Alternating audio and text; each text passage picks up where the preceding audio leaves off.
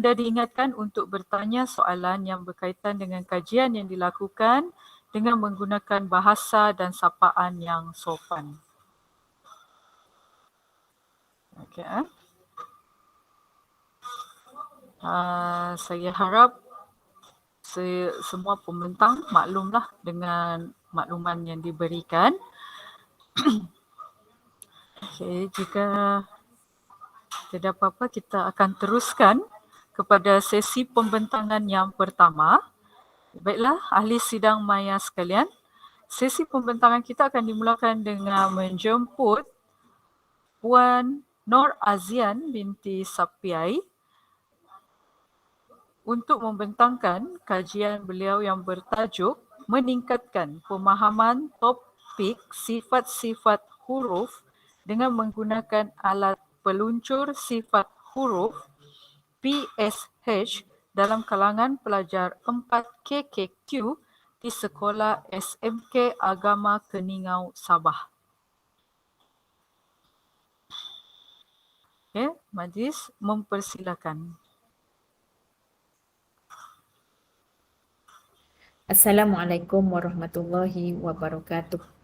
Saya Nur Azian binti Sapiai, merupakan guru dari SMK Agama Keningau, Sabah, akan membentangkan laporan kajian tindakan saya yang bertajuk meningkatkan pemahaman topik sifat-sifat huruf dengan menggunakan alat peluncur sifat huruf ataupun PSH dalam kalangan pelajar tingkatan 4 KKQ di Sekolah SMK Agama Keningau, Sabah.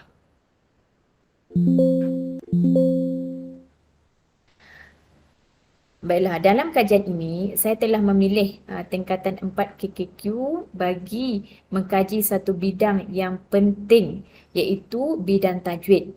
Antara topik yang saya pilih adalah topik sifatul huruf. Saya mengambil model kajian tindakan yang dibangunkan oleh Khamis dan McTaggart yang telah menyarankan 4 langkah kajian tindakan berdasarkan gelungan ataupun cycle, iaitu mereflek, merancang, bertindak dan memerhati. Jadi keempat-empat langkah ini akan sentiasa berputar dalam gelungan ini bagi memastikan proses kajian tindakan ini sentiasa berkembang dan mencapai objektifnya. Seterusnya, fokus kajian ialah topik sifatul huruf. Kalau mengikut kepada rujukan nota di dalam buku teks KKQ KPM, pelajar sukar untuk membezakan sifat-sifat huruf pada semua huruf hijaiyah. Jadi saya memulakan kajian ini dan mencari idea untuk memudahkan, bukan sahaja memudahkan pemahaman pelajar, tetapi memudahkan saya selaku guru dalam melaksanakan PDP di dalam kelas, khususnya bagi topik sifatul huruf ini. Okey, untuk objektif kajian. Kajian tindakan ini bertujuan untuk menambah baik amalan saya sebagai seorang guru semasa PDP di dalam bilik darjah, iaitu dengan menggunakan alat bantu PSH ini. Ia juga akan dapat memudahkan pelajar mengetahui sifat-sifat huruf serta mengenal pasti tingkatan sifatnya dengan mudah dan betul. Jadi di sana adanya kumpulan sasar, iaitu seramai 8 orang pelajar dari tingkatan 4 KKQ, iaitu 2 orang pelajar lelaki dan 6 orang pelajar perempuan. Okey, seterusnya dari segi metodologi, saya menggunakan pendekatan kualitatif untuk mengumpul data, iaitu data dikumpul melalui pemerhatian guru, melalui analisis dokumen dan juga melalui refleksi kendiri guru. Okey, seterusnya dalam merancang kajian. Saya memulakan dengan memindahkan isi kandungan sifatul huruf ini kepada satu intervensi yang berbentuk 6 bulatan. Dan saya mengaplikasikan intervensi yang pertama ini kepada pelajar. Dan saya terus membuat penambahbaikan intervensi ini, iaitu saya melaksanakan PLC bersama dengan rakan guru yang lain. Hinggalah akhirnya terbentuk satu alat bantu yang diberi nama peluncur sifat huruf ataupun PSH. Okey, seterusnya inilah gambaran PSH yang telah dibina untuk memudahkan pelajar. Dan cara pelaksanaannya, saya memulakan dengan menerangkan terlebih dahulu manual penggunaan PSH ini dan juga menunjukkan cara menggunakan PSH ini dalam menjawab soalan-soalan yang akan diberikan selepas itu. Okey, dari segi elemen warna, kalau kita lihat PSH ini, kita letakkan elemen warna. Warna merah itu menunjukkan sifat yang kuat, manakala warna biru menunjukkan sifat yang lemah dan warna kuning menunjukkan sifat yang sederhana. Okey, seterusnya kita cuba untuk menggunakan alat ini kepada pelajar, di mana pelajar diminta untuk mencari huruf ghain. Pelajar hanya perlu meluncurkan sahaja PSH ini kepada huruf ghain, dan dalam tempoh yang sangat singkat pelajar dapat mengenal pasti sifat-sifat huruf ghain, iaitu yang tersenarai di situ berdasarkan warna, iaitu al-jahar, al-rokhawah, al-isti'la, al-infitah dan al-ismat. Manakala untuk mengenal pasti sifat tingkatan bagi sifat huruf ghain ini ialah kita melihat kepada dominasi warna. Di sana dominasi warna bagi sifat huruf ghain ialah warna merah. Jadi sifat huruf tingkatan bagi sifat huruf ghain ini adalah sifat huruf kuat. Okey, seterusnya ini adalah gambar sekitar pelajar menggunakan PSH ini, dan dilihat pelajar begitu ceria dan juga teruja menggunakan PSH ini. Okey, seterusnya dapatan. Dapatan ini kita merujuk kepada pelajar apabila pelajar diberikan soalan sebanyak 12 soalan berkaitan dengan tajuk sifatul huruf.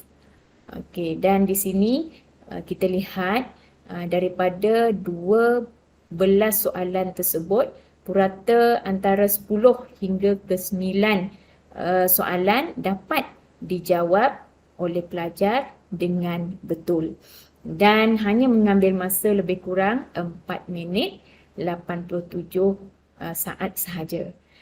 Jadi kita melihat penggunaan alat bantu ini benar-benar dapat membantu mereka untuk mengenal pasti sifat huruf dengan mudah dan cepat.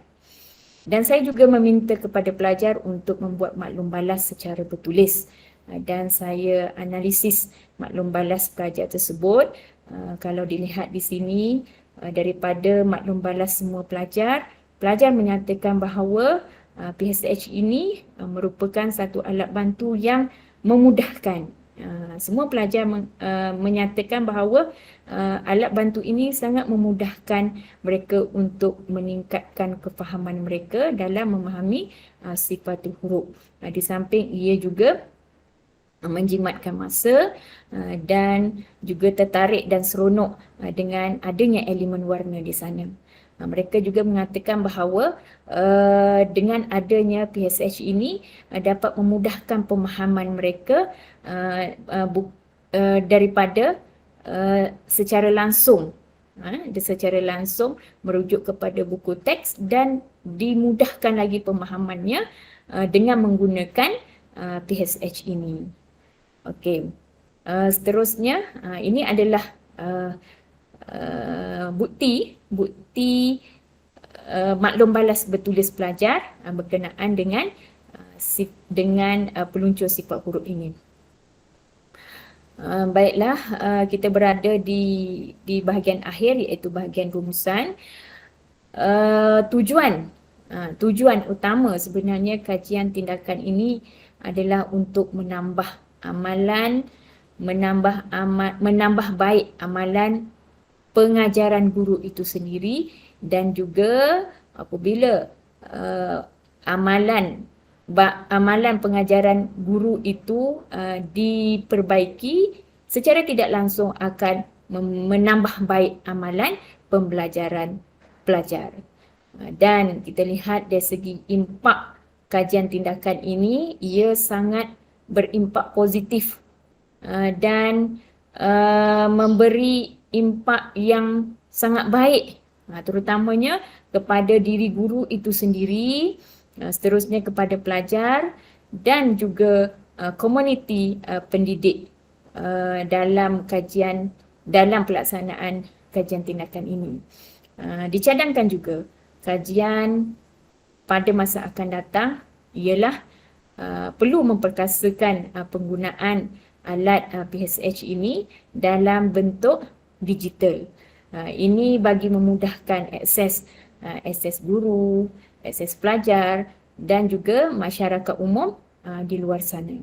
Jadi saya rasa itu saja pembentangan saya. Saya sudahi dengan wabillahi taufik wal hidayah. Assalamualaikum warahmatullahi wabarakatuh.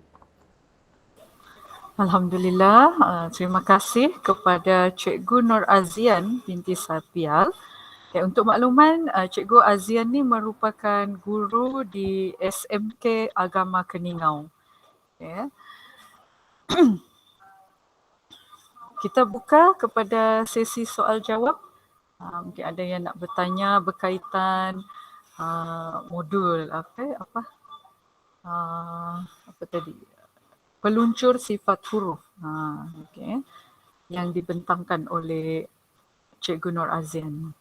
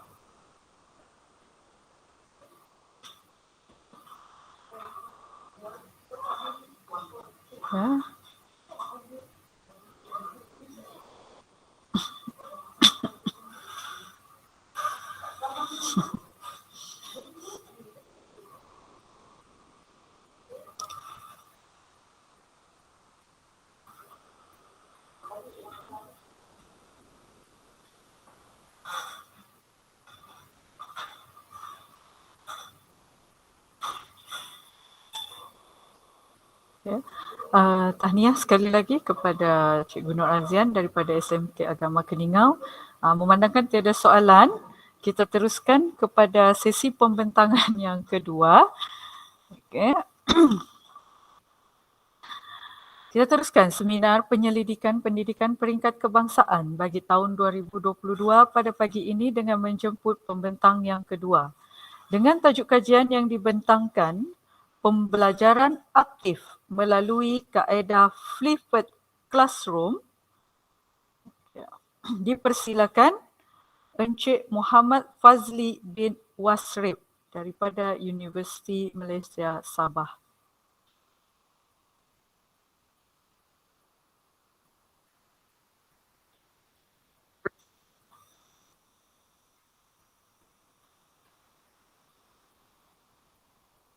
Bismillahirrahmanirrahim. Assalamualaikum dan salam sejahtera kepada semua peserta dan pembentang SEPSON 2022. Baiklah, saya akan memulakan pembentangan saya.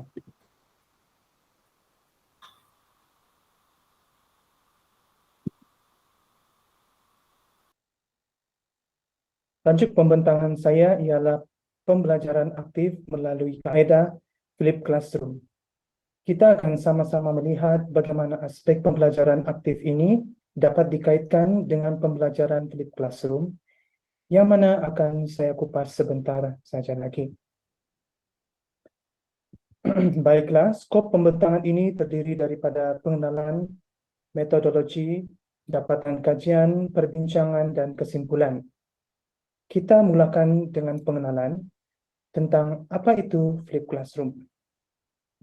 Flipped Classroom ialah pendekatan pengajaran dan pembelajaran yang memberi fokus kepada mempelajari maklumat yang berkaitan di rumah ataupun di luar waktu kelas, kemudiannya melakukan aktiviti pembelajaran di dalam kelas. Apabila kita fokus kepada PDPC di dalam kelas, murid akan dapat lebih terlibat dengan aktiviti penyelesaian masalah, komunikasi aktif dalam kalangan komuniti pembelajaran, dan mendapatkan maklum balas segera daripada guru. Pembelajaran aktif pula bermaksud murid dapat belajar melalui penerokaan. Kebiasaannya apabila murid mula melibatkan diri dengan sesi pembelajaran, mereka akan bertanyakan soalan. Murid bertanyakan soalan, guru memberikan respon, dan murid melakukan aktiviti dengan aktif. Manakala teori besar yang memayungi kajian ini ialah teori sosio-budaya ataupun socio-cultural theory, sebuah teori yang memupuk pengetahuan murid, yang mana para murid membina pengetahuan mereka semasa melakukan aktiviti pembelajaran seperti yang diterangkan dalam teori pembelajaran konstruktivisme. Proses pembinaan pengetahuan melalui pengalaman pembelajaran dalam persekitaran murid adalah satu fasa penting semasa aktiviti pembelajaran. Hal ini dapat dibantu dengan menggunakan kaedah Flipped Classroom.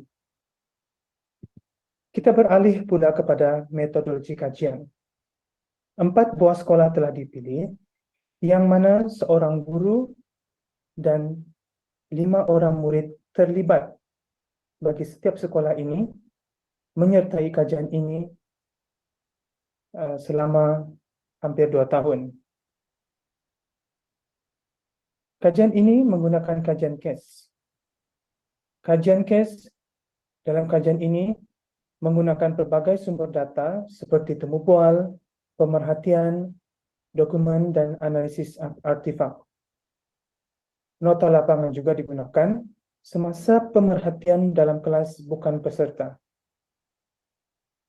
Kajian case menggunakan pelbagai sumber data, dan sumber-sumber data ini sebenarnya menyumbang kepada satu data besar di dalam penulisan tesis saya, iaitu The Implementation of Primary Science Flipped Classroom, a Case Study, yang membincangkan tentang bagaimana implementasi Flipped Classroom ini dalam pengajaran sains sekolah rendah di 4 buah sekolah rendah, di 4 buah case yang berbeza di negeri Sabah.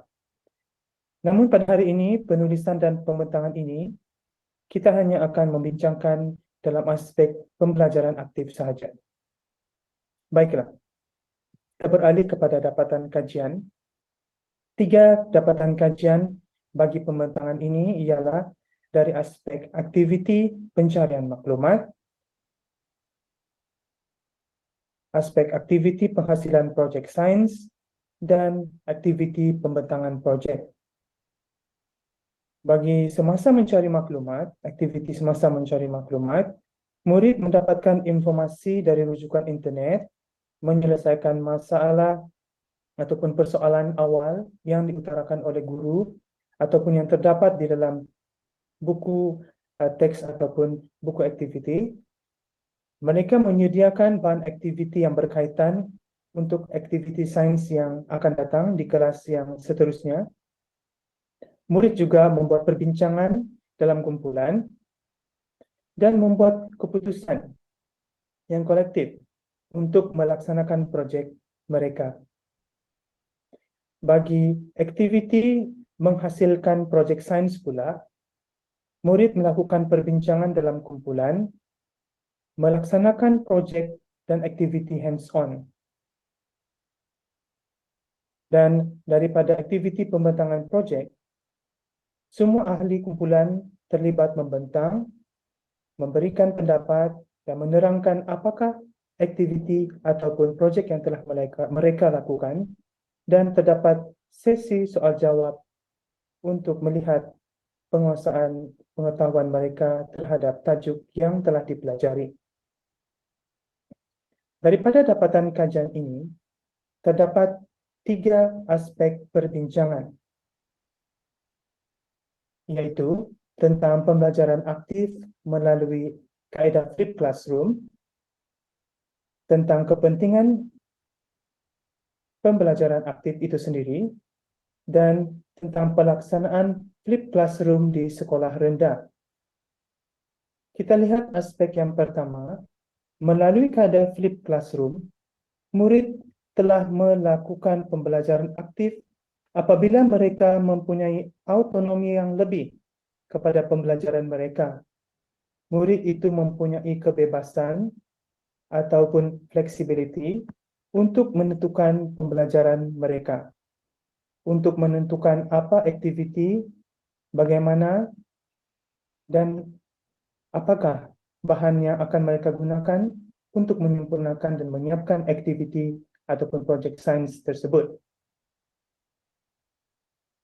Namun kebebasan ini masih di bawah bimbingan dan nasihat guru kelas ataupun guru subjek itu sendiri. Di sini kita dapat lihat kepentingan pembelajaran aktif yang dapat dikaitkan dengan kaedah flipped classroom ini. Murid dapat dilihat lebih bertanggung jawab, murid juga lebih berdikari apabila mereka sendiri dengan inisiatif sendiri ingin dan berusaha untuk mencari dan mempelajari sesuatu yang baru, dan penerapan kemahiran rentas tajuk oleh guru semasa murid menghasilkan projek sains. Terdapat projek sains yang mempunyai beberapa tajuk dan juga kemahiran yang diintegrasikan, dan murid secara tidak langsung mengaitkan beberapa kemahiran ini di dalam menyiapkan projek sains tersebut. Selain daripada itu, murid juga lebih bersedia untuk belajar, yaitu apabila sudah ada pengetahuan asas yang dicari di luar waktu kelas. Dan murid juga dilatih untuk mempunyai kemahiran berfikir dan berkomunikasi semasa menyertai fasa-fasa dalam flipped classroom ini. Manakala aspek yang ketiga, pelaksanaan flipped classroom. Dalam konteks kajian ini ialah flipped classroom telah dijalankan dalam 3 fasa, iaitu sesi pra-kelas, dalam kelas, dan pasca kelas. Setiap guru daripada 4 kes yang berbeza ini telah diperhatikan, dan pattern yang sama, iaitu semua mempunyai 3 fasa ini, iaitu pra-kelas, dalam kelas, dan pasca kelas. Dan ia boleh dijalankan tanpa mengira penggunaan ICT. Iaitu ICT bukanlah kemestian, namun sebagai tambahan sahaja. Baiklah, kesimpulannya, ICT hanya bertindak sebagai medium pengetahuan. Seperti yang saya katakan tadi, ICT, contohnya rakaman video sebelum kelas bermula, bukanlah satu kemestian dalam pelaksanaan flipped classroom ini. Kerana fokus utamanya adalah untuk mencari maklumat dari mana-mana sumber, iaitu dari internet, sebagai contoh dari internet, buku atau orang rujukan, dan sumber-sumber maklumat ini boleh dicatat dalam 4 jua bentuk. Contohnya penggunaan graphic organizer. Dan aspek penting dalam flipped classroom sekolah rendah ini ialah harus mencari dan menyediakan beberapa maklumat awal, dan guru harus menjalankan aktiviti pembelajaran aktif di dalam kelas. Baiklah, sampai di sini saja pembentangan ini. Diharapkan agar dapat memberikan sedikit sebanyak manfaat atau nilai tambah kepada semua. InsyaAllah akhir kalam, segala yang baik daripada Allah dan segala kekurangan adalah dari kejahilan saya sendiri. Sekian, terima kasih. Assalamualaikum. Waalaikumsalam. Okey. Alhamdulillah, terima kasih dan tahniah juga kepada Encik Muhammad Fazli bin Wasrif atas pembentangan beliau sebentar tadi. Okey,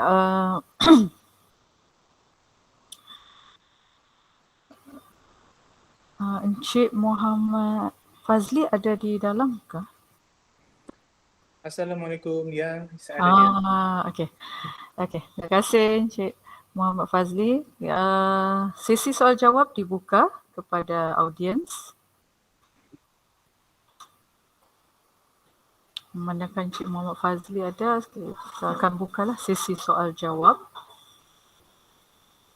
Jadi persilakan untuk yang ingin bertanya.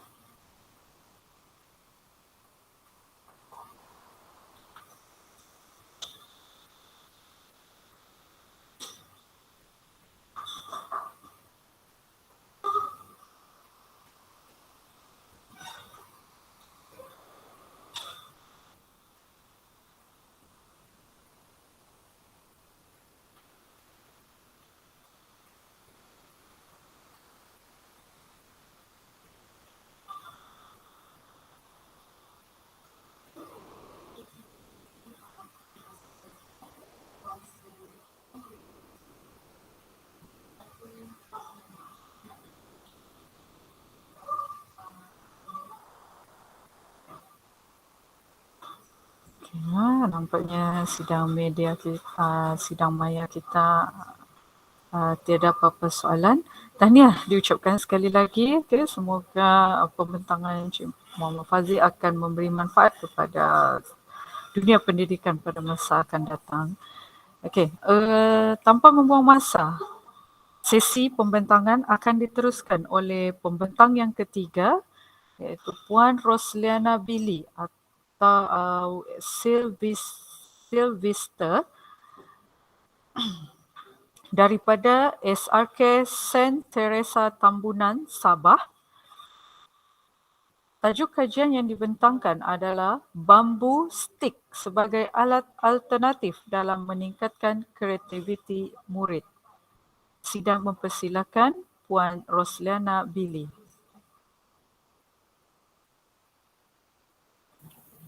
Selamat sejahtera. Hari ini saya akan membentangkan hasil penyelidikan saya dan sebelum itu izinkan saya memperkenalkan nama saya. Saya Rosliana Billy alias Sylvester dan saya mengajar di SRK Saint Teresa Tambunan. Ini adalah tajuk kajian penyelidikan saya iaitu bambu stick sebagai alat alternatif dalam meningkatkan kreativiti murid. Ini adalah abstrak penyelidikan yang telah saya jalankan. Kajian ini dijalankan untuk membantu meningkatkan kreativiti murid dalam meningkatkan ukiran oleh murid-murid tahun 4 di sekolah saya sendiri. Seramai 33 orang murid daripada Sekolah Kebangsaan Saint Teresa terlibat dan penglibatan seorang guru iaitu saya sendiri. Tujuan awal melaksanakan tinjauan awal dilaksanakan melalui temu bual dan pemerhatian. Didapati murid enggan menjalankan aktiviti mengukir karena tidak mempunyai alat pengukir. Ini menyebabkan tidak ada getaran kreativiti berlaku dalam kalangan murid. Murid diperkenalkan alat alternatif yaitu bambu stick untuk menjalankan aktiviti mengukir. Murid diberikan tema dan diberikan masa 4 minggu untuk menerka alat alternatif yaitu stik bambu dan diberi kebebasan memilih bahan untuk diukir. Hasil temu bual melalui soal selidik menunjukkan berlaku perubahan persepsi terhadap aktiviti ukiran. Hasil pemerhatian menunjukkan berlaku peningkatan kreativiti daripada hasil-hasil ukiran yang telah dipamerkan oleh murid. Ini adalah kata kunci daripada abstrak yang telah saya terangkan tadi. Yang pertama, bambu stick. Yang kedua, alat alternatif. Dan yang ketiga adalah creativity. Sedikit pengenalan tentang kajian penyelidikan yang telah saya jalankan ini. Ia adalah kesinambungan daripada refleksi PDP yang berkaitan dengan proyek pendidikan seni visual dalam aktiviti ukiran, di mana aktiviti ukiran yang sepatutnya dilaksanakan dalam bidang 4 yaitu mengenal craft tradisional tidak disiapkan. Dan isunya adalah murid tidak mempunyai alat dan kemahiran mengukir tidak dapat dikembangkan dan ditingkatkan. Saya terangkan masalah yang telah saya perolehi daripada isu tadi. Pertama, projek tidak dibuat.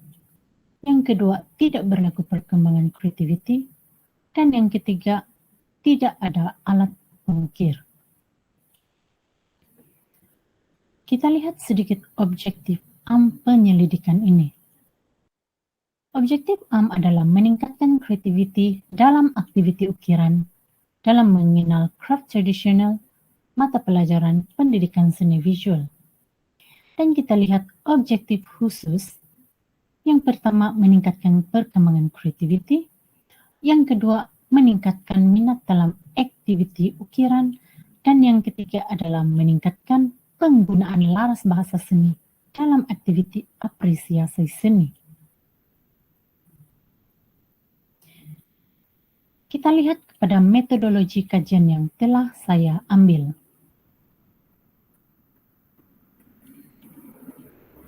Yang pertama adalah soal selidik dan yang kedua adalah pemerhatian.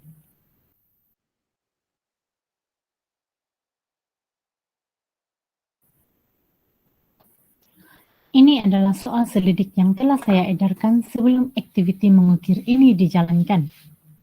Soal selidik ini adalah bertanya tentang latar belakang murid sama ada mereka pernah melakukan aktiviti ukiran atau tidak.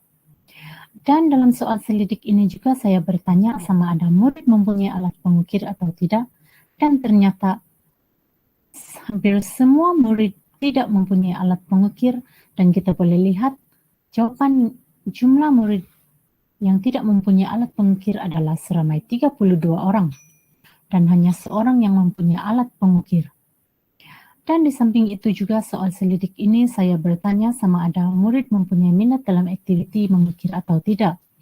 Dan didapati 20 daripada 33 sampel meminati aktiviti mengukir, namun kita boleh lihat mereka mempunyai masalah yang ternyata tidak mempunyai alat pengukir sebenar. Ini adalah soal selidik yang telah saya edarkan dengan menggunakan skala Likert. Kedua-dua borang ini adalah borang yang sama dan diedarkan sebelum dan selepas kajian penyelidikan ini saya laksanakan. Saya menggunakan skala 1 hingga 5, yaitu skala 1 sangat rendah, 2 rendah, 3 sederhana, 4 tinggi, dan 5 adalah sangat tinggi. Skala Likert ini adalah untuk mengkaji sama ada murid mengalami perubahan peningkatan kreativiti atau tidak. Kita lihat hasil soal selidik sebelum penyelidikan ini dijalankan. Hanya pada skala 3 sahaja yang menunjukkan murid mempunyai kreativiti. Selepas kajian dijalankan, data ini telah saya kutip semula dan kita boleh lihat sehingga skala 5 terdapat peningkatan kreativiti yang telah ditunjukkan oleh murid. Murid dapat mengukir ikan dengan bantuan gambar. Murid dapat mengukir rupa bunga tanpa bantuan gambar. Dan soalan keempat dan kelima adalah tanpa menggunakan gambar. Dan kita lihat berlaku perkembangan kreativiti sehingga murid mencapai pada tahap sangat tinggi. Walaupun pada keseluruhannya data hanyalah di tahap sederhana, namun ini menunjukkan berlaku peningkatan kreativiti dalam kalangan murid. Ini menunjukkan alat alternatif yaitu bambu telah membantu meningkatkan kreativiti dalam kalangan murid. Walaupun tidak banyak peningkatan yang kita boleh lihat, namun ini hanyalah dijalankan selama 4 minggu. Sekiranya aktiviti ini dijalankan dengan lebih panjang sehingga 1 atau 2 bulan, kemungkinan peningkatan kreativiti akan lebih ketara dalam hasil ukiran yang dihasilkan oleh murid.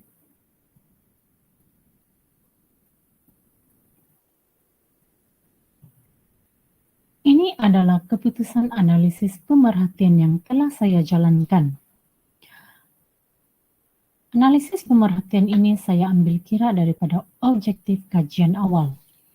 Untuk kreativiti, saya dapati lebih banyak kreativiti berlaku peningkatan kreativiti di mana lebih banyak unsur dan prinsip seni yang diukir oleh murid.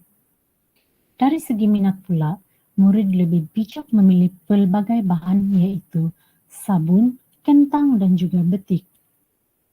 Dari segi penggunaan laras bahasa seni, murid sudah bijak menggunakan laras bahasa seni menggunakan unsur dan prinsip seni tadi. Contohnya, garisan beralun itu.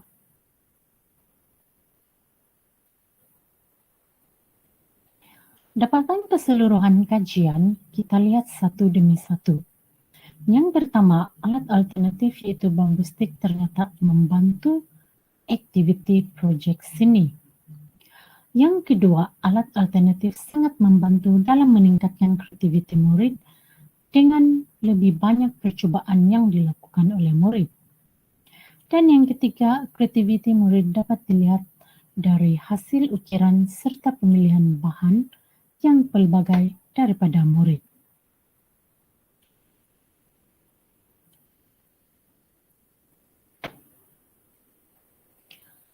Kita lihat perbincangan daripada hasil kajian yang telah saya laksanakan ini. Yang pertama, selepas kajian ini dijalankan, diharapkan agar lebih banyak alat alternatif yang dapat menggantikan alat-alat yang digunakan dalam pendidikan seni visual. Ini adalah kerana untuk murid sekolah rendah, pengalaman dan penguasaan psikomotor adalah objektif utama dalam pembelajaran. Perbincangan kedua ialah selepas pengajian ini juga diharapkan agar guru dapat memberi peluang kepada murid untuk meneroka lebih banyak alat alternatif yang boleh didapati di sekitar tempat tinggal mereka. Dengan penerokaan ini, murid dapat mengembangkan kreativiti mereka dengan pemilihan alat ganti tanpa bantuan guru kelak.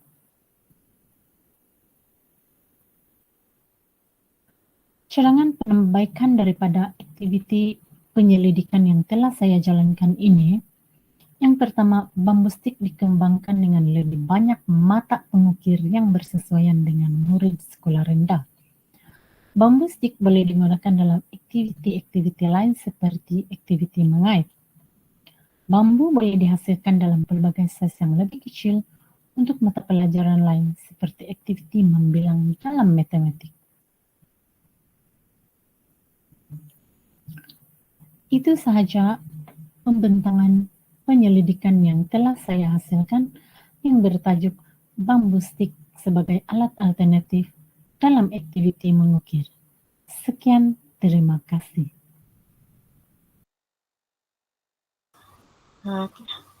Tahniah dan terima kasih kepada Cikgu Rosliana Billy di atas pembentangan yang cukup hebat berkaitan dengan bambu stick. Saya mohon respon, suara saya jelas?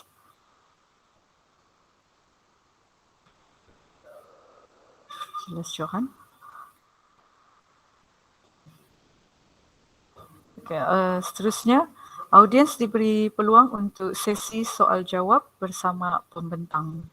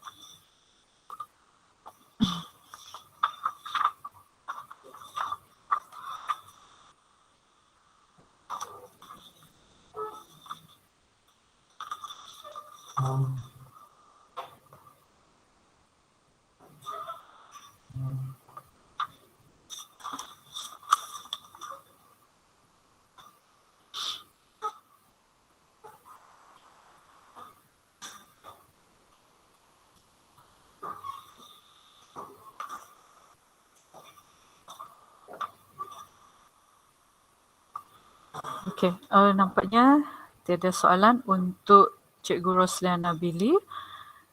Maka sesi pembentangan kita akan teruskan kepada sesi pembentangan yang keempat. Walau bagaimanapun, saya serahkan majlis ini kepada moderator yang seterusnya iaitu Dr. Rosna Jambah. Mohon maaf atas sebarang kekurangan, kesilapan daripada pihak saya. Terima kasih dan tahniah sekali lagi kepada semua pembentang.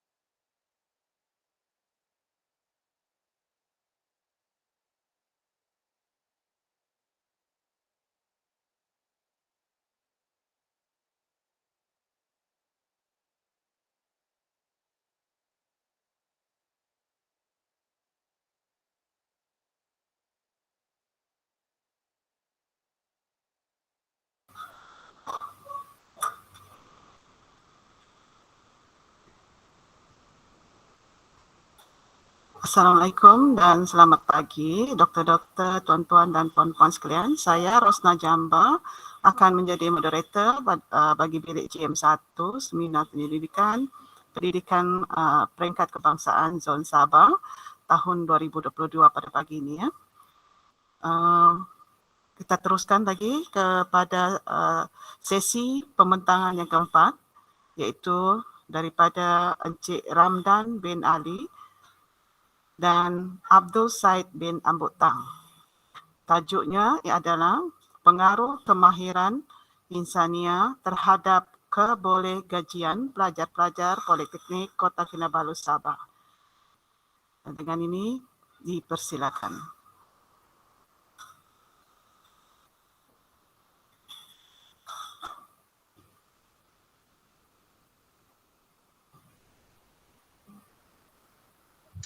Assalamualaikum dan salam sejahtera.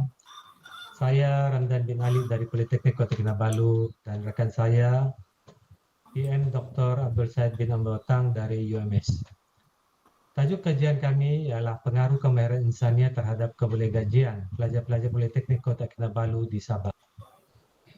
Di bahagian pengenalan, persaingan kerja dalam kalangan tenaga kerja berkolar putih semakin hebat dan lulusan-lulusan pelajar Tibet turut tidak terkecuali di dalam arus persaingan untuk mendapatkan kerja. Kemahiran insania selalunya dikaitkan dengan kebolehgajian atau kebolehkerjaan seseorang individu selepas mereka menamatkan pengajian di mana-mana institusi IPTA atau IPTS termasuk institusi Tibet. Penguasaan kemahiran insania dalam kalangan para graduat dan lulusan-lulusan aliran Tibet memberi kesan kepada kebolehgajian pelajar-pelajar tersebut. Pernyataan masalah pula, isu ini diperkuatkan lagi dengan kenyataan bekas Menteri Pengajian Tinggi Datuk Mustafa Muhammad yang dilaporkan oleh agensi berita bernama 2007 dalam Hanung Hassan dan Rakan 2008 yang menyatakan siswaza gagal untuk menempatkan diri di pasaran kerja adalah berpuncak daripada tidak mempunyai kemahiran insania yang diperlukan oleh majikan. Laporan Dr. Muhammad Zulkifli Abdul Hamid dalam berita harian online 2016 yang bertajuk Tibet Satu Pilihan dengan nyata menjelaskan antara faktor mengapa seseorang pekerja tidak dapat bertahan dalam pekerjaan adalah mereka disebabkan kelemahan dalam menguasai kemahiran insania. Objektif kajian pula, tidak terdapat banyak kajian-kajian yang telah dijalankan oleh para pengkaji berkaitan kemahiran insania dalam kalangan pelajar. Namun, kajian berkaitan pengaruh kemahiran insania terhadap kebolehgajian pelajar agak terbatas dan terhad. Oleh sebab itu, pengkaji menjalankan kajian ini dengan dua objektif, yaitu untuk mengenal pasti pengaruh kemahiran insania terhadap kebolehgajian pelajar dalam kalangan pelajar latihan industri Politeknik Kota Kinabalu di seluruh negeri Sabah, dan yang kedua mengenal pasti adakah terdapat perbezaan kemahiran insania berdasarkan faktor jantina. Sorotan kajian di bahagian kemahiran insania pula, menurut Muhammad Saleh dan Rakan 2010, dalam Sarima Cik Hasan dan Rakan 2010 mentakrifkan Kemahiran insani adalah merupakan kemahiran yang perlu dimiliki oleh seseorang untuk berfungsi dengan berkesan semasa melakukan pekerjaan, mengikut kemahiran-kemahiran khusus yang dimiliki. Pengkaji merujuk kepada kajian dilakukan oleh Abdul Rahim dan rakan 2007 dalam Syarifah Aziza dan Haslinawati 2018 menjelaskan faktor kemahiran insani yang dikendaki oleh para majikan merangkumi 3 aspek, yaitu kemahiran komunikasi, interpersonal, dan kepimpinan dan kerja kepimpinan. Di bagian kedua pula ialah kemahiran kebolehgajian menurut Buntat 2006 yang menyatakan bahawa kemahiran kebolehgajian adalah gambaran personal, sikap, tabiat, dan juga tingkah laku, cara berkomunikasi, penyelesaian masalah, dan kemahiran membuat keputusan, serta proses menguruskan organisasi.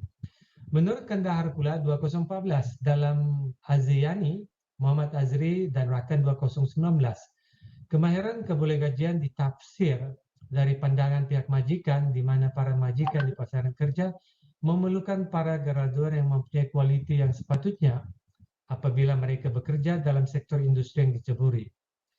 Berlainan pula kajian Smith dan Katz 2005 yang melihat dari sudut penerapan kemahiran kebolehgajian dari sudut pengajaran dan pembelajaran di institusi pengajian. Mereka menyatakan penerapan awal kemahiran kebolehgajian kepada pelajar dapat memberi ruang kepada pelajar-pelajar tersebut sebelum mereka memasuki alam pekerjaan. Metodologi kajian pula, kajian ini menggunakan pendekatan secara kuantitatif dengan menggunakan kaedah tinjauan.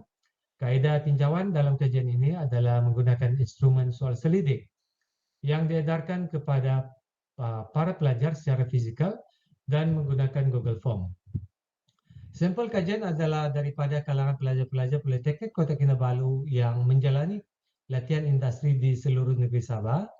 Seramai 112 pelajar-pelajar Politeknik Kota Kinabalu terlibat. Dalam kajian ini, kaedah pengurutan data dalam menggunakan teknik persampelan mudah bertujuan. Kajian ini menggunakan perisian SPSS untuk menjalankan analisis deskriptif dan inference.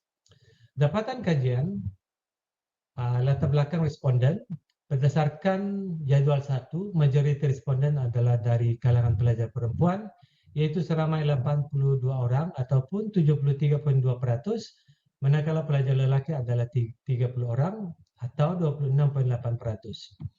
Pecahan responden mengikut kaum menyaksikan Bumi Putra Sabah mendominasi respon terhadap kajian ini seramai 73 orang ataupun 74.1%, diikuti pelajar dari kaum Melayu seramai 20 orang atau 17.9%, seterusnya kaum Bumi Putra Sarawak 5 orang atau 4.5% dan selebihnya kaum Cina 4 orang ataupun 3.6%. Dari sudut analisis perbezaan min tahap kemahiran insan yang mengikut jantina, melalui jadwal 2, ujian T-sampel tak bersandar telah digunakan untuk membandingkan antara 2 min bagi satu pemboleh ubah bebas untuk menentukan sama ada terdapat perbezaan min yang bermakna atau signifikan atau tidak terhadap pemboleh ubah bersandar. Jadual 2 di atas menunjukkan min kemahiran insania pelajar-pelajar latihan industri PKK mengikut jantina. Jadual 2 menunjukkan tidak terdapat perbezaan tahap kemahiran insania antara pelajar lelaki dan pelajar perempuan dengan nilai T negatif 0.344 dan nilai P melebihi 0.05. Perbezaan min kemahiran insani antara pelajar lelaki dan pelajar perempuan adalah tidak signifikan.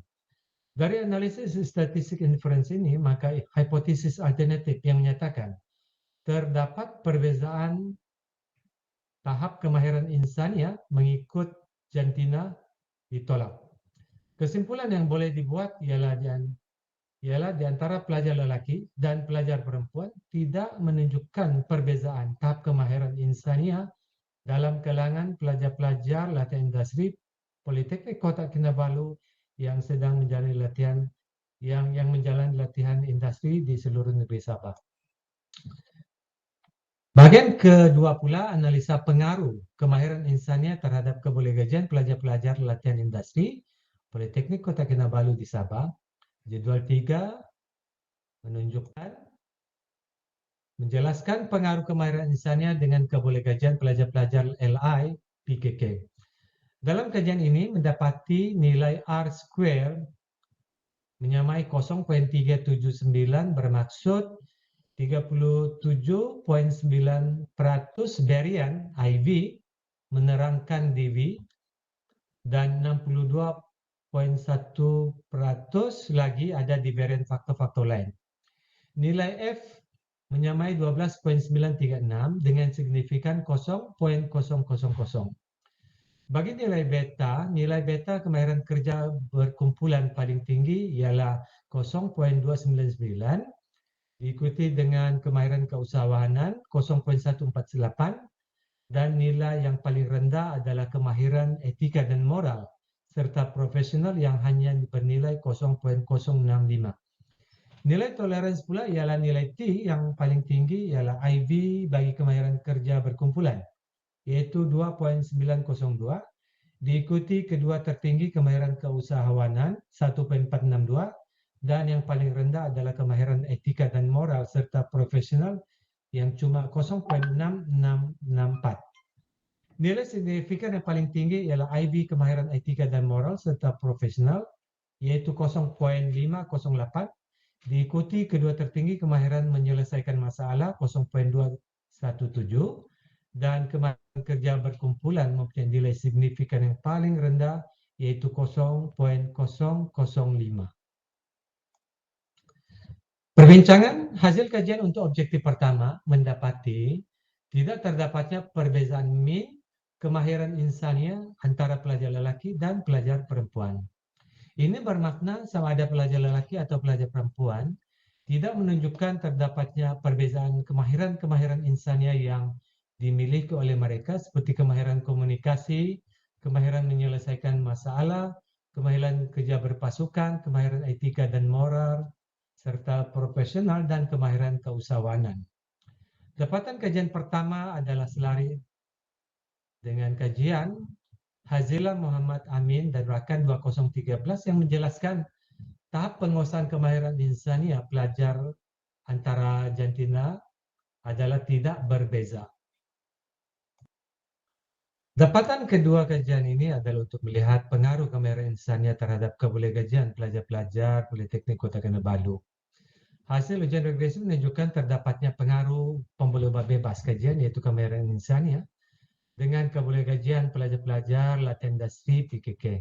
Dapatan kajian adalah selari dengan kajian dilakukan oleh Durangi dan Tarik 2012 di mana dalam kajian mereka menyatakan salah satu keperluan dalam kebolehgajian pelajar adalah kemahiran matematik yang berkaitan dengan pengiraan.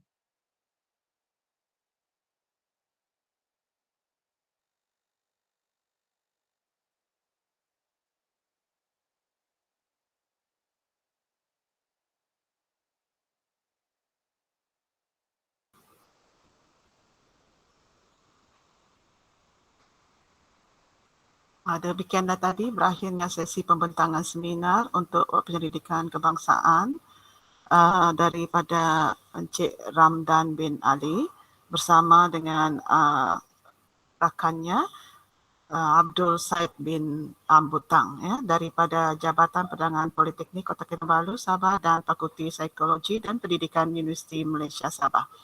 Jadi kita akan buka majlis ini untuk sesi soal jawab sekiranya ada.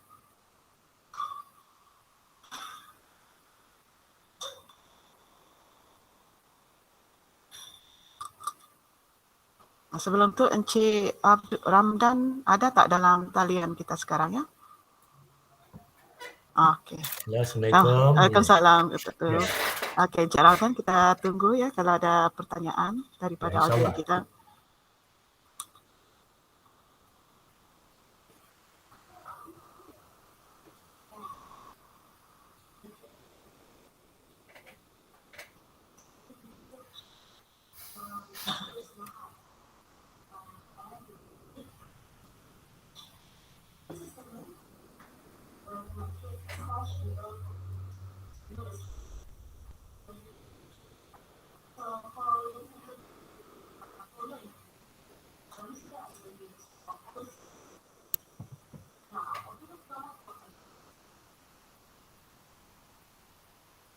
Okay, nampaknya audiens kita menerima dengan jelas dari hasil pembentangan Cik Ramdan, dan tahniah diucapkan kepada Cik Ramdan dan rakan kerana dapat mengikuti seminar kita kali ini. Terima kasih banyak. Semoga dia... Terima kasih banyak. Oke, terima kasih banyak ya dokter. Oke, terima kasih banyak. Oke, jadi kita teruskan untuk sesi pembentangan kita yang kedua, iaitu daripada Puan Nurul Jannah binti Masran daripada SK Tamu Darat Kota Belud ya. Beliau akan membentangkan kertas kajiannya yang bertajuk Teknik Spiderweb dalam meningkatkan tahap penguasaan bacaan murid tahun 3 dalam bidang tilawah, iaitu surah Al-As. Majlis mempersilakan.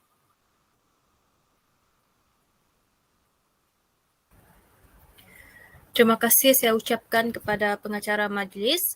Assalamualaikum warahmatullahi wabarakatuh dan selamat pagi. Saya Nurul Jannah binti Masran. Saya bertugas di SK Tamu Darat Kota Belud bagi mata pelajaran Pendidikan Islam. Pada hari ini, kajian yang akan saya bentangkan adalah kajian tindakan yang berkaitan dengan pendidikan Islam, iaitu teknik spiderweb dalam meningkatkan tahap penguasaan bacaan murid tahun 3 dalam bidang tilawah, iaitu surah Al-As. Secara umumnya, pendidikan Islam ini meliputi 7 bidang yang utama, iaitu Al-Quran, Hadis, Ibadah, Adab, Akidah, Sirah dan Jawi. Namun untuk kajian saya pada hari ini, saya cuma fokus kepada Al-Quran, di mana Al-Quran itu sendiri sudah dibahagikan kepada 3 lagi bahagian, iaitu tilawah, hafazan dan tajwid. Tilawah ini adalah bacaan, hafazan pula adalah hafalan, dan tajwid ini adalah hukum-hukum yang perlu murid praktikkan ketika membaca Al-Quran. Okey, baiklah. Untuk kajian saya, isu yang saya kenal pasti adalah tahap penguasaan bacaan yang rendah di kalangan murid tahun 3, di mana isu ini saya kenal pasti ketika saya mengajar ataupun proses pengajaran surah Al-As kepada murid-murid. Dan sebelum kajian ini dilakukan, saya menggunakan kaedah talaqi musyafahah di mana murid melihat gerak bibir guru dan mengikuti bacaan guru. Seterusnya baca ikut guru seperti kaedah talaqi musyafahah tadi. Murid mendengar dan mengikuti bacaan ataupun sebutan guru. Kemudian pengulangan ataupun tikrar di mana guru membaca ataupun menyebut secara berulang kali bacaan yang sedang dipelajari. Dan yang terakhir adalah tasmik bacaan ataupun semak bacaan. Dan ini adalah surah Al-As. Surah Al-As ini mengandungi 3 ayat sahaja dan dia antara surah yang terpendek, tetapi apa yang saya dapat lihat, bacaan murid-murid ini ada yang tersekat-sekat dan ada juga yang perlukan bimbingan dan ada juga yang langsung tidak dapat membaca. Mudah kata dia diam tanpa bicara. Antara punca ataupun faktor yang menjadikan isu ini berlaku adalah mereka ini datangnya dari murid yang pencapaiannya sederhana.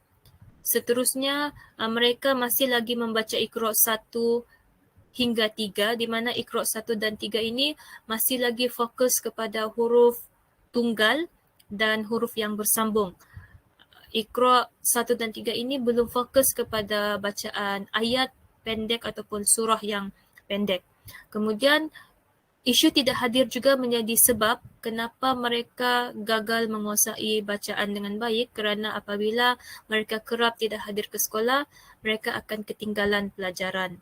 Dan yang terakhir, tiada kelas kafa pada waktu petang menjadi faktor kerana apabila mereka tidak mengikuti kelas agama pada waktu petang, mereka akan lebih lambat ataupun proses mereka untuk menerima pelajaran itu lebih lambat jika dibandingkan dengan murid-murid yang mengikuti kelas kafa pada waktu petang.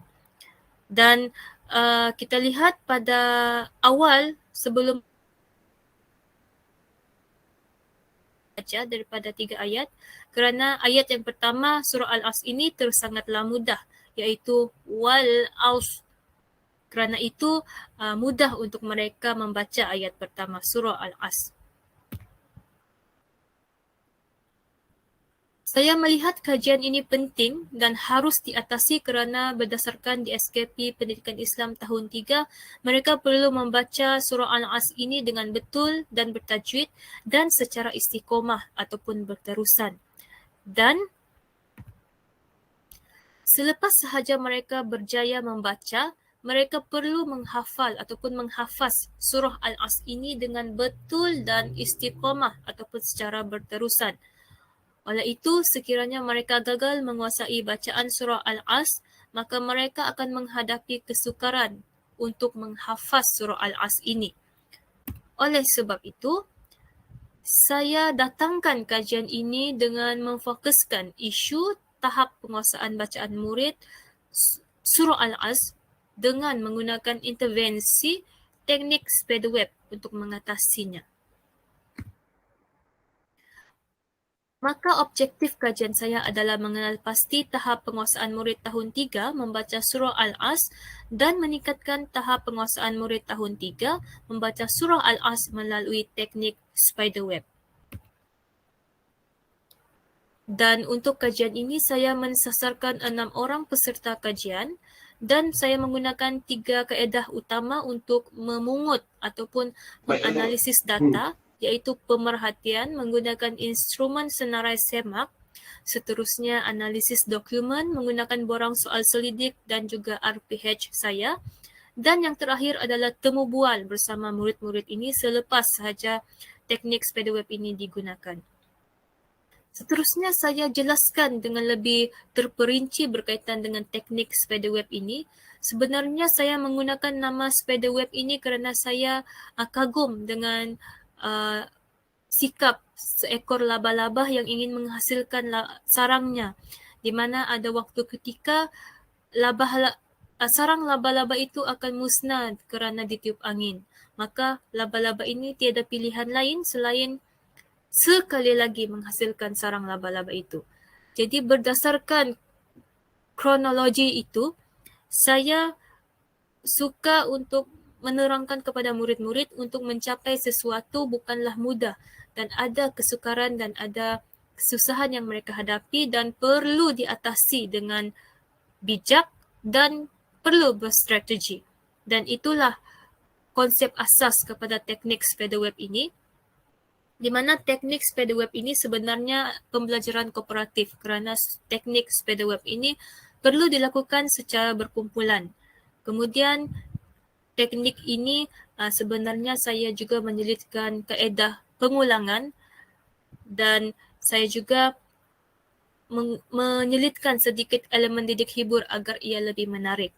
Kenapa saya menggunakan kaedah pengulangan di dalam teknik Spiderweb ini? Kerana saya tidak mahu apabila saya menggunakan teknik Spiderweb ini, saya mengabaikan kaedah-kaedah yang saya gunakan sebelum ini. Kerana kaedah talaki musyafahah, kaedah baca ikut guru, kaedah pengulangan adalah kaedah-kaedah yang telah pun dikenal pasti kaedah yang terbaik untuk pengajaran tilawah. Maka sebab itu saya selitkan juga kaedah pengulangan agar teknik Spiderweb ini lebih berkesan apabila saya gunakan ia ketika proses pengajaran saya.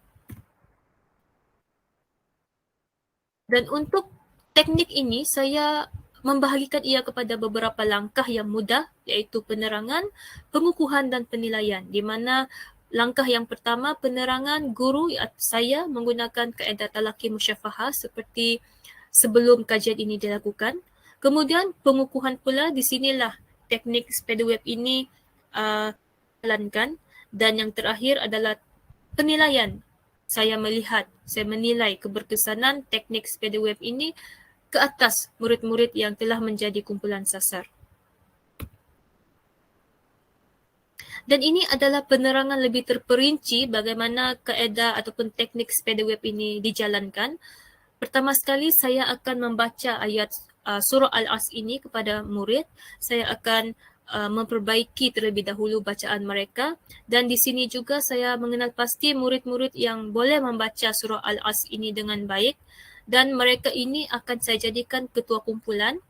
Seterusnya di bahagian pengukuhan di mana teknik spider web ini digunakan, mereka akan diberikan masa 8 hingga 10 minit sahaja, di mana ketua kumpulan bebas menggunakan apa sahaja cara untuk memastikan di akhir 10 minit ini rakan kumpulan mereka berjaya membaca surah Al-As ini tanpa bimbingan rakan ataupun tanpa bimbingan saya sendiri.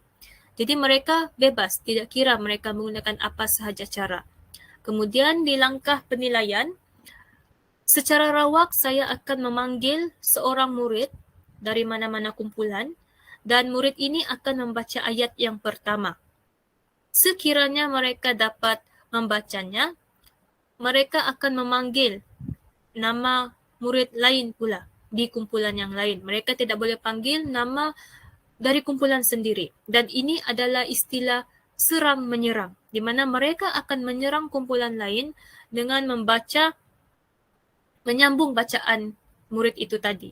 Dan murid yang kedua itu, sekiranya dia dapat membaca, dia boleh menyerang kumpulan lain, tetapi sekiranya mereka gagal membaca, mereka akan diberikan bom.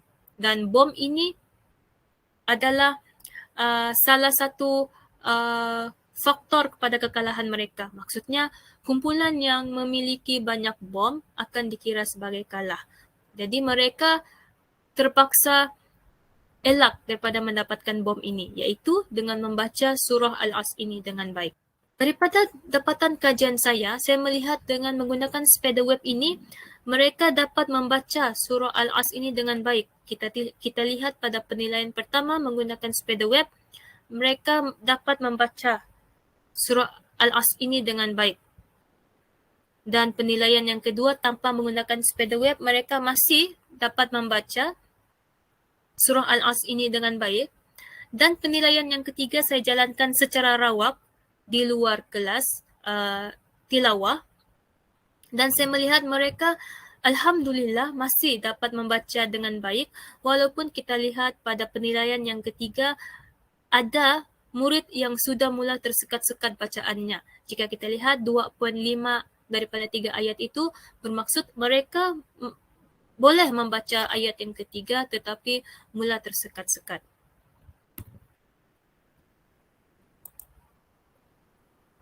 Dan ini juga perbandingan bacaan mereka sebelum dan selepas teknik ini digunakan. Kita lihat sebelum teknik ini digunakan, secara keseluruhannya semua murid hanya membaca 1 ayat sahaja. Tetapi selepas menggunakan teknik ini, mereka boleh membaca sehingga ayat yang ketiga tanpa bantuan. Kita lihat ada yang boleh membaca ke semua ayat, dan ada lebih banyak murid yang masih memerlukan bimbingan ketika ayat yang ketiga. Tetapi bagi saya, ianya bukan suatu masalah yang besar, kerana perubahan dari ayat pertama hingga ayat yang ketiga itu juga bagi saya sangat cemerlang lah untuk tahap mereka yang sederhana itu. Kemudian saya lihat teknik ini sebenarnya mereka suka dan mereka ingin teruskan di pengajaran dan pembelajaran yang akan datang.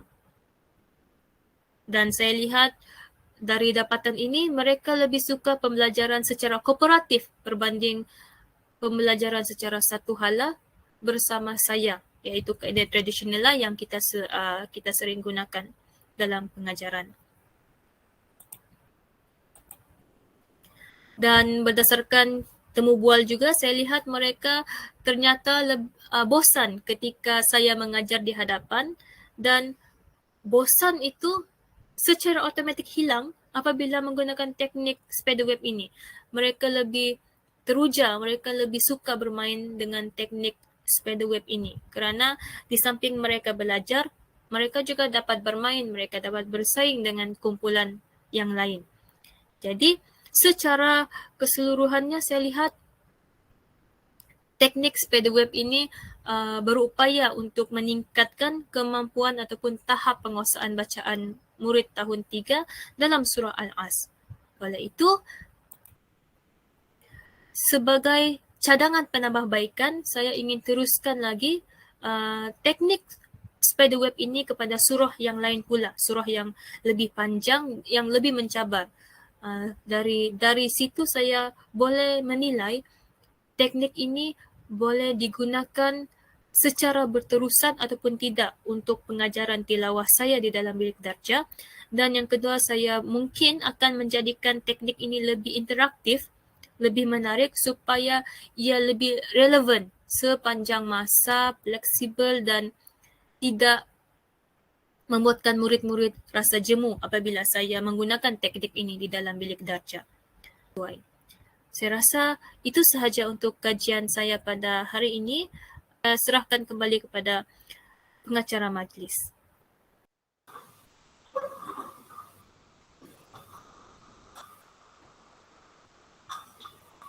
Diucapkan terima kasih kepada Cikgu Nurul Jannah binti Masran dari SK Tamu Darat Kota Belud.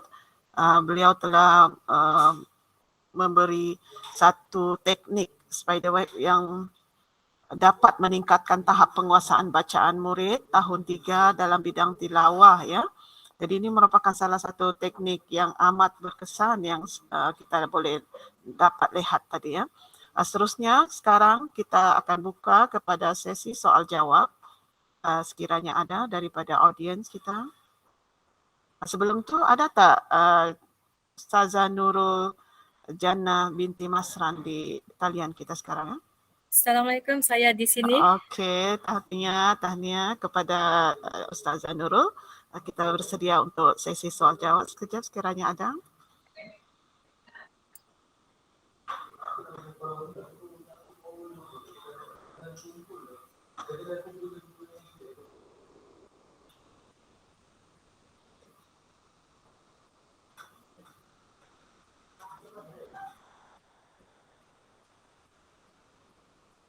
Sementara tu ya, Ustazah Nurul Jannah ya.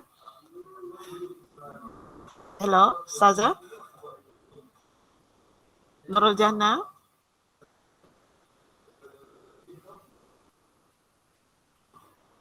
Ustazah, nampaknya dia talian dia tak berapa elok kali ya.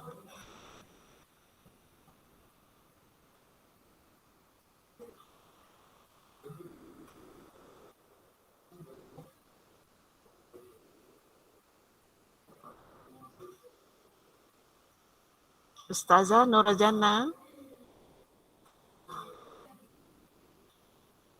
Okey, oleh kerana kita tidak ada persoalan setakat ni, jadi kita akan teruskan sesi pembentangan kita daripada College Community Pasir Salak, iaitu dengan tajuk kebolehgunaan dan penerimaan aplikasi realiti luasan ataupun AR bagi kursus SKR 3302 penyelenggaraan sistem penyamanan udara kenderaan di College Community Pasir Salak. Dengan ini kita akan menjemput Encik Muhammad Asrul Effendi Mat Nur bersama dengan rakannya para Wahida Osman dan juga Norhan Ayub. Dipersilakan. Okay, Assalamualaikum dan salam sejahtera. Saya Farah Wahida binti Osman dari College Community Pasir Salak akan membentangkan tajuk kajian saya iaitu kebolehgunaan dan penerimaan aplikasi realiti luasan AR bagi kursus SK 3302 penyelenggaraan sistem penyamanan udara kenderaan di College Community Pasir Salak. Pengenalan, augmented reality AR merupakan teknologi yang menggabungkan masa sebenar terhadap kandungan digital yang dibuat oleh komputer dengan dunia sebenar. Teknologi AR ini dalam proses pembelajaran dapat memberikan pengalaman belajar yang baharu serta melatih keterampilan dan pengetahuan bagi pembelajaran abad ke-21. Menurut Siti Hajar Johar dan Nurhanim Saadah 2019, teknologi AR ini semakin diiktiraf dalam bidang pendidikan. Teknologi AR dalam pendidikan membolehkan proses pembelajaran menjadi lebih interaktif, menarik dan bermotivasi kepada pelajar. Dengan adanya teknologi AR ini dapat membantu pelajar mengambil kursus SKRT ke-302 di Kolej Komuniti Pasir Salak untuk meningkatkan kefahaman dan juga kemahiran. Kajian ini lebih memfokuskan kepada bidang teknologi di dalam pendidikan yang menggunakan teknologi AR bagi menghasilkan aplikasi AR Edu MyACKit sebagai ABM untuk pensyarah semasa proses pembelajaran. Aplikasi AR Edu MyACKit ini dikenal pasti dapat memberikan manfaat kepada bidang pendidikan bagi menghasilkan pembelajaran yang lebih bermakna kepada pelajar. Isu kajian, kaedah PDP konvensional yang tiada ciri interaktif seperti nota yang dicetak ataupun buku panduan sebagai rujukan didapati kurang menarik minat pelajar terhadap kursus SKRT ke-302. Menurut Chiang et al. 2014, pelajar yang menjalani kaedah pembelajaran konvensional mempunyai motivasi yang lebih rendah berbanding dengan pelajar yang menggunakan kaedah pendekatan ini. Nota yang bercetak itu nota hard copy yang tiada ciri interaktif, nota PDP yang sering kali tertinggal atau hilang oleh pelajar, dan juga sesi latihan amali yang memerlukan pensyarah membuat sesi penerangan dan juga demonstrasi berulang kali sekiranya pelajar kurang faham, dan sesi penilaian untuk ujian formatis yang menggunakan kertas helaian. Seterusnya, pelajar yang kurang menguasai kursus ini hasil daripada penilaian tugasan, kuis dan juga penilaian amali yang diberikan kepada pelajar. Indeks kejayaan khusus dipengaruhi oleh pelajar yang kekurangan motivasi dan mengalami kesukaran dalam pelajaran dengan kandungan. Ini adalah menurut Sampio dan Almeida 2018. Kemudian kaedah pengajaran tradisional tidaklah cukup untuk mencapai matlamat pelajaran dan pelajar kurang minat dalam sesi PDP. Kaedah tradisional ini tidak cukup untuk mencapai pelajar kerana ia perlu mengintegrasikan pengajaran dengan menggunakan teknologi sebagai kaedah pengajaran yang lebih terarah dalam mencapai matlamat yang diharapkan. Ini adalah menurut Najwa Arifah Sapri dan juga Fariza Khalid 2018. Ini adalah untuk menentukan adakah OBE bagi sesuatu kursus itu tercapai. Kajian ini mempunyai 3 objektif. Yang pertama adalah menentukan kebolehgunaan aplikasi AR Edu MyACKit bagi kursus SKRT ke-302, penyelenggaraan sistem penyamanan udara kenderaan. Yang kedua, menentukan kebolehterimaan aplikasi AR Edu MyACKit bagi kursus SKRT ke-302, penyelenggaraan sistem penyamanan udara kenderaan. Dan yang ketiga adalah mengenal pasti keupayaan aplikasi AR Edu MyACKit dalam meningkatkan pengetahuan pelajar di dalam kursus SKRT ke-302. Ini adalah sorotan kajian bagi kajian ini. Yang pertama adalah daripada Fariza 2016. Yang menurut Fariza, aplikasi yang mempunyai ciri mudah alih serta berfungsi seperti penggunaan komputer akan memudahkan pengguna untuk mencapai secara formal atau tidak formal. Yang kedua daripada Rosina Ramli, Fitri Nurul Ain Nordin dan Nur Effendi Ahmad Sokri 2018. AR merupakan teknik penggabungan alam maya dan realiti dan menampilkan paparan yang lebih menarik, iaitu objek 3D, animasi, audio dan video dengan cara mengimbas kamera telefon pintar ke arah imej tertentu yang telah dihasilkan. Kemudian Nur Najwa Arifah Sapri dan Fariza Khalid 2019. Pembelajaran alternatif dalam pendidikan yang menarik dan berkesan menerusi aplikasi AR dapat memberikan pengalaman baharu dalam dunia pendidikan. Seterusnya, Billinghurst, Cato dan Popperreff 2001 merujuk kepada buku Magic Book. AR telah terbukti memberi manfaat kepada pelajar. Yang seterusnya adalah Hamidah Abdul Rahman et al. 2019. Dalam melaksanakan kaedah pengajaran dan pembelajaran yang lebih berkesan, aplikasi mudah alih menjadi amat penting dan sesuai dalam era revolusi industri 4.0 ini. Dan terakhir adalah daripada Siti Azrihan Aziz, Khadijah Abdul Rahman dan juga Haniza Osman 2020. Untuk memberikan keseronokan dan menarik minat pelajar untuk lebih menggunakan masa yang lama untuk membaca, teknologi AR sesuai digunakan sebagai nilai tambah. Ini adalah kajian literatur ataupun sorotan kajian bagi menyokong kajian ini. Responden kajian ini adalah terdiri daripada 32 orang pelajar dari semester 3 program CJ Servis Kenderaan Ringan yang mengambil kursus SKR 3302 di Kolej Komuniti Pasir Salak. Kajian ini menggunakan kaedah deskriptif untuk menilai kebolehgunaan dan penyermaan aplikasi yang dibangunkan. Metodologi bagi kajian ini adalah menggunakan instrumen soal selidik yang menggunakan skala 5 mata, iaitu 1 sangat tidak setuju, 2 tidak setuju, 3 memuaskan, 4 setuju dan 5 sangat setuju.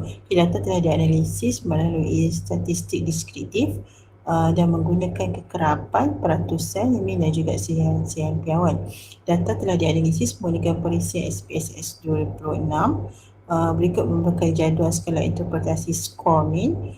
Tahap interpretasi terbagi kepada 3, iaitu rendah daripada skor min 1 hingga 1.66, sederhana pada 1.67 sehingga 3.33 dan juga tinggi pada 3.34 sehingga 5. Berikut merupakan analisis dan dapatan kajian.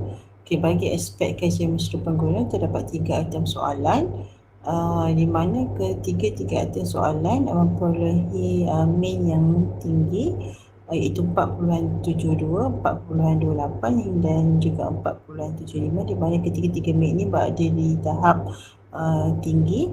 Ini menunjukkan bahawa responden bersetuju bahawa ciri-ciri yang ada pada aplikasi ini mudah difahami dan juga digunakan. Bagi analisis min kajian reka bentuk dan juga sesuatu, juga terdapat 3 item soalan. Ketiga-tiga item soalan berada pada tahap interpretasi yang tinggi bagi nilai min, iaitu 4.63, 4.41 dan juga 4.56. Item bagi maklumat dipersembahkan dengan gaya mudah dan menarik menunjukkan nilai min tertinggi, iaitu pada nilai 4.63. Ini bermaksud elemen-elemen multimedia yang digunakan dalam aplikasi ini dapat menarik minat pelajar dalam menggunakan aplikasi AR Radio MySCK ini. Dan yang terakhir adalah analisis min bagi aspek kajian kegunaan dan juga kesesuaian.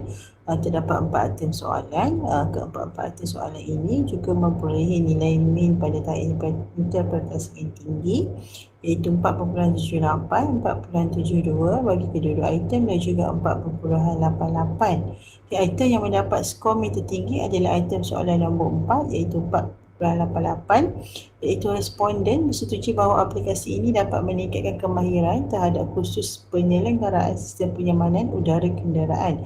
Ini menunjukkan aplikasi ini dapat meningkatkan pengetahuan pengguna dalam kursus yang diambil.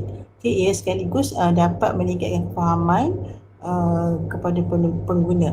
Baiklah, seterusnya analisis data keseluruhan item menunjukkan bahawa keseluruhan item pada tahap yang berada pada tahap yang tinggi. Ini menunjukkan bahawa aplikasi AR Edu MySCK ini berjaya mencapai kepuasan pengguna bagi hampir keseluruhan item yang ataupun ciri yang dihasilkan. Perbincangan, hasil dapatan kajian mendapati bahawa aplikasi AR Edu MySCK ini memberi impak yang positif kepada pelajar program CJ Servis Kenderaan Ringan di Kolej Komuniti Pasir Salak. Dengan penggunaan aplikasi AR Edu MySCK ini dapat memberikan impak yang selari dengan keperluan dan perkembangan teknologi terkini. Ini menunjukkan inovasi dan aktiviti yang lebih menarik diperlukan agar sesi pengajaran dan pembelajaran lebih bersifat interaktif. Seterusnya, ciri aplikasi yang mudah digunakan dan mesra pengguna dapat memberikan kepuasan kepada pengguna. Aplikasi pembelajaran mudah alih menunjukkan penerimaan yang tinggi di kalangan pengguna. Dapatan kajian ini juga menunjukkan bahawa pengguna lebih tertarik apabila paparan yang menarik dan interaktif dalam aplikasi yang digunakan kerana ia dapat memberikan kepuasan dan meningkatkan motivasi kepada pengguna. Seterusnya, kandungan aplikasi AR Edu MySCK ini menepati sukatan kurikulum yang terkandung dalam silibus kursus penyelenggaraan dan sistem penyamanan udara kenderaan. Ini kerana pembangunan aplikasi perlu menepati kandungan silibus subjek serta hasil pembelajaran yang ditetapkan untuk mencapai OBE bagi kursus tersebut. Rumusan dan cadangan. AR Edu MySCK ini merupakan aplikasi yang dihasilkan bagi memberikan pendarahan kepada pengguna teknologi pendidikan dalam sesi PDP. Hasil dapatan kajian menunjukkan potensi aplikasi AR Edu MySCK ini menyokong kepada penggunaan teknologi pendidikan. Ini dapat diterima dengan baik oleh pengguna. Diharapkan agar aplikasi AR seperti ini dapat diperluaskan lagi penggunaannya dalam bidang pendidikan dan menyerahkan pembelajaran abad ke-21. Dengan itu, inovasi dan strategi menjadi pemakil kepada para pendidik untuk mengembangkan teknologi pendidikan selaras dengan dasar Pelan Pembangunan Pendidikan Malaysia 2015 hingga 2025 versi pendidikan tinggi. Aplikasi pembelajaran AR Edu MySCK ini mempunyai potensi untuk dilaksanakan bagi menyokong pembelajaran pendidikan dalam mempelajari khusus penyelenggaraan sistem penyamanan udara kenderaan di Kolej Komuniti Malaysia dan mana-mana institusi pendidikan. Sekian saja pembentangan saya bagi kertas kajian saya. Terima kasih kepada panel juri kerana sudi mendengar. Terima kasih dan Assalamualaikum.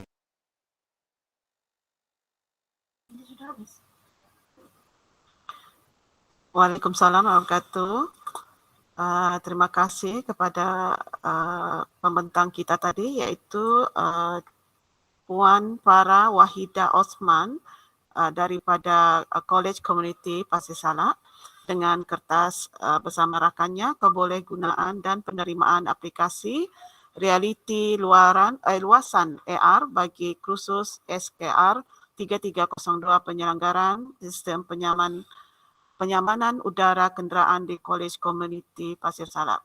Jadi kita buka kepada sesi soal jawab daripada audiens. Dipersilakan kiranya ada ya. Sekarang kita berada di talian iaitu Encik Muhammad Asrul Effendi dan juga rakan Farah iaitu Norhan bin Ayub. Selamat datang.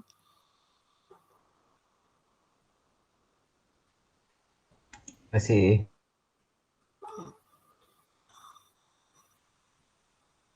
Jadi sebelum tu kita tunggu sebentar ya, Cik Farah, Norhan dan Encik Muhammad Asrul.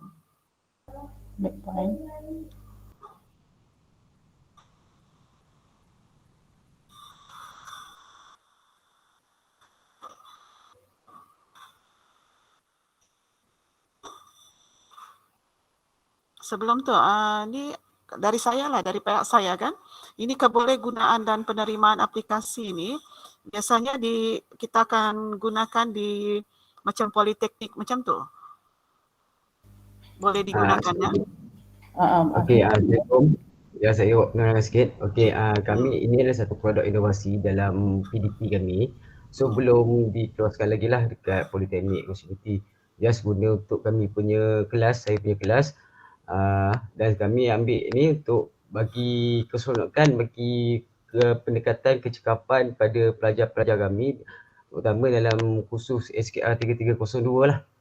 So hasil daripada ni kami buat eksperimen dan kami buat keluarkan kertas didapati peningkatan untuk penghantuan dalam kursus ni telah ditingkatkan sebelum kita menggunakan kaedah secara konvensional dulu. Okey, terima kasih. Okey, alhamdulillah. Okey, terima kasih banyak. Ada apa-apa soalan daripada audiens kita yang selain tu? Tahniah diucapkan sekali lagi kepada ketiga-tiga presenter kita kerana dapat membuat satu inovasi yang saya nampak ni sangat berkesan untuk bukan setiap pelajar tapi komuniti kita keseluruhannya jika diperluaskan lagi ya. Encik Asrul, Encik Norhan dan juga Encik Farah ya. Tahniah, terima kasih banyak. Terima kasih moderator. Okey, terima kasih. Baik, kita teruskan untuk sesi selari 4. Sekiranya ada semua ataupun kita akan berhenti rehat sehingga jam 10.30. Adakah di sini yang bersama kita untuk sesi selari 4? Iaitu peserta kita Nur Azlina binti Abdul Aziz dan juga Khadijah Abdul Razak. Ada?